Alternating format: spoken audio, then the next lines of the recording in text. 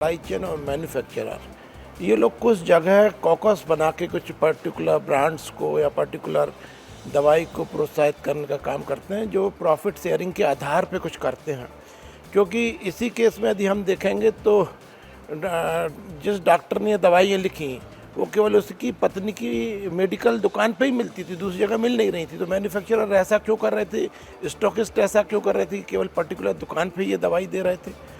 और वो मैन्युफैक्चरर भी केवल पूरे ऐसे कोई पैन इंडिया, पैन एमपी दवाइयों का वितरण नहीं कर रहा था, केवल पर्टिकुलर जगह ही अपनी दवाइयाँ दे रहा था। इससे एक ये ध्यान में आया है कि कुछ लोग, और भी शिकायतें मुझे प्राप्त हुई हैं कुछ जगह से, कि जो डॉक्टर और मेडिकल स्टोर और मैन्युफैक्चरर मिलके ऐसा कुछ चलाते हैं। मेरा समस्त जितने भी शायद केमिस्ट एसोसिएशंस हैं या डॉक्टर्स की एसोसिएशंस हैं, इन सबसे भी अनुरोध है कि जिस प्रतिज्ञा के साथ में, जिस एथिक्स के लिए अपन ने ये प्रोफेशन चुना है, उसकी प्रतिज्ञा को याद रखते हुए तो कम से कम ऐसे कामों से बचें और ऐसे काम जो कर रहे हैं उनके लोगों को हतोत्साहित करने का काम करें, संरक्षण देने का काम ना करें। सरकार पूर्ण विराम कैसे लगाएगी, क्योंकि बड़ा गंभीर विषय है, बहुत नन्ही और मासूम जानें थी, कैसे पूर्ण विराम लगाएगा? आप एक बड़े ड्रग रैकेट की बात कर रहे हैं, गिरोह जो काम कर रहा है। बिल्कुल निश्चित रूप से मैंने कहा कि ये इतनी दुखद घटना है कि यदि अपने बच्चों को कोई एक चाटा भी मार दे तो अपने को तकलीफ हो जाती है, और जिन्होंने अपने नौनिहालों को खोया उनके लिए कितनी दुखद स्थिति होगी हम लोग सब समझ सकते हैं। लेकिन जिन लोगों ने ऐसा कृत्य किया है उनके खिलाफ आपराधिक प्रकरण दर्ज हुआ है और अभी SIT भी गठित हुई है, और इस दिशा में अब हम देख रहे हैं कि किस तरह से ऐसे संगठित होकर मुनाफाखोरी के लिए ऐसे कुकृत्य करने वाले लोगों को बख्शेंगे नहीं, उनके खिलाफ सख्त कार्रवाई करेंगे। सर, मुख्यमंत्री जी तो मिले ही जाकर, लेकिन जो विपक्ष है, कांग्रेस पार्टी बहुत बड़ा आरोप लगा रही है। उमंग सिंगार दिल्ली में एक बड़ी प्रेस कॉन्फ्रेंस कर रहे हैं, जीतू पटवारी बड़ी प्रेस कॉन्फ्रेंस कर रहे हैं, कहीं ना कहीं इस्तीफे की बात उठ रही है। क्या कहना चाहेंगे सर इस विषय पर आप?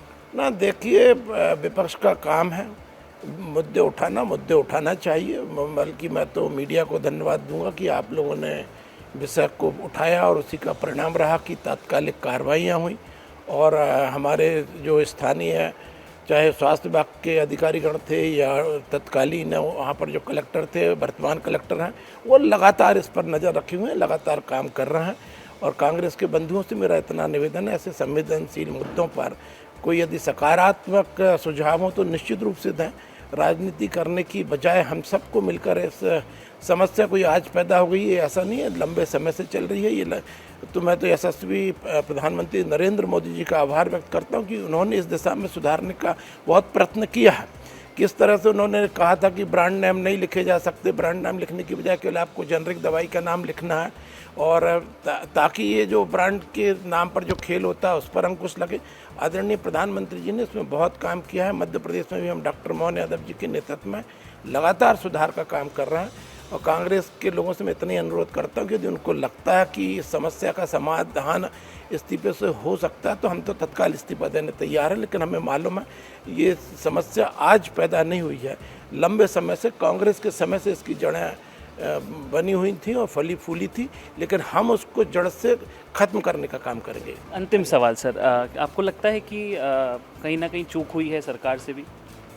ना देखिए, जिम्मेदारी तो मेरी है, इसमें मैं स्वयं स्वीकार कर रहा हूँ, हम जिम्मेदार हैं। और यदि हमारी कोई भी दायित्व हमारे ऊपर है, उस दायित्व के रहते हुए यदि कोई दुर्घटना हुई है तो जिम्मेदारी तो हमारी बनती है। लेकिन जिन भी लोगों की चूक हुई है उनको हमने हटाने का काम किया है, उनको सस्पेंड करने का काम किया है।